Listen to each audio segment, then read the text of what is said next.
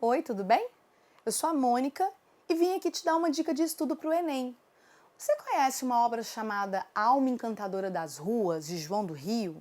Não conhece? Nossa, você precisa conhecer. Ela é sempre uma aposta muito forte para cair no Enem, em outros vestibulares e até no PAS, enfim, essas coisas todas. Olha aí a capa do livro. A Alma Encantadora das Ruas é uma obra de João do Rio, é um livro de crônicas brasileiro, tá? João do Rio, na verdade, é o pseudônimo de um jornalista chamado Paulo Barreto, que foi um jornalista muito importante. Esse livro foi publicado em 1908 e ele descreve a marginalidade da rua do Rio de Janeiro no início do século XX. Então, o João do Rio faz de assunto das suas crônicas as pessoas da rua, a rua, o desenvolvimento ali das práticas, a cultura, uma descrição mesmo do movimento da rua. O João do Rio é uma pessoa muito importante porque, primeiro, ele representa muito a questão da exclusão, ele sofreu muito preconceito, ele foi recusado pelo Itamaraty uma vez que ele era obeso, mulato e homossexual. Ele é uma pessoa muito importante também porque ele foi o primeiro cronista a ingressar na Academia Brasileira de Letras. Na época, a crônica não tinha um status literário que fosse assim tão bom o suficiente para ingressar, né, para ter na academia. E o João do Rio foi o primeiro. E diga-se de passagem, apesar de a crônica não ter nascido no Brasil, ela nasceu na França, essa crônica moderna, né, que a gente conhece, diferente dos cronicões. O primeiro registro que a gente tem de uma crônica moderna é num jornal francês de 1799. Então, apesar de não ter nascido no Brasil, não tem no mundo povo que faça mais e melhor a crônica do que a gente, viu? É um gênero muito nosso.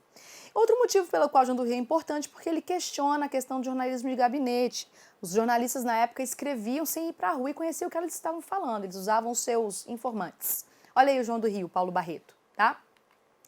Estrutura da obra, rapidamente. É interessante notar um pouquinho, primeiro, a questão do projeto Rio Civiliza-se na obra, que ficou conhecido popularmente como o movimento do Bota Abaixo, que foi assim um movimento semelhante ao que se fez em Paris algum tempo antes, de tornar a cidade mais cosmopolita, mais moderna, alargar avenidas, fazer bulevares, essas coisas todas. A questão sanitária e higienista também foi interessante, porque a gente percebe a intervenção em alguns bolsões de pobreza dentro do Rio de Janeiro, principalmente no centro, né? Como também, assim, os cortiços que tinham ali no centro e tal, as ungas. O livro é dividido em 5 partes. A rua, no qual ele fala, né, faz uma declaração de amor à rua, é uma crônica muito bonita. Depois nós temos a parte O que se vê nas ruas, que são 13 crônicas, na qual ele vai falar de várias coisas, pequenas profissões, com o que as pessoas liam, né, a arte, festas de Natal, festa de Carnaval, essas coisas todas. Na terceira parte ele fala sobre 3 aspectos da miséria, daí por meio de 6 crônicas ele apresenta pessoas, operários que estão inseridos na economia formal, mas que são segregados pela sociedade, e pessoas fora do circuito da produtividade, ou seja, os mendigos. E, por fim, ele fala sobre o ciclo de retroalimentação da mendicância, como é que a gente tem os mendigos ali nascendo, aprendendo e continuando esse ciclo. Depois a gente tem Onde às vezes a rua termina, que é uma parte na qual o João do Rio vai tratar sobre apresentar a população carcerária, né, os presos do Rio de Janeiro na época.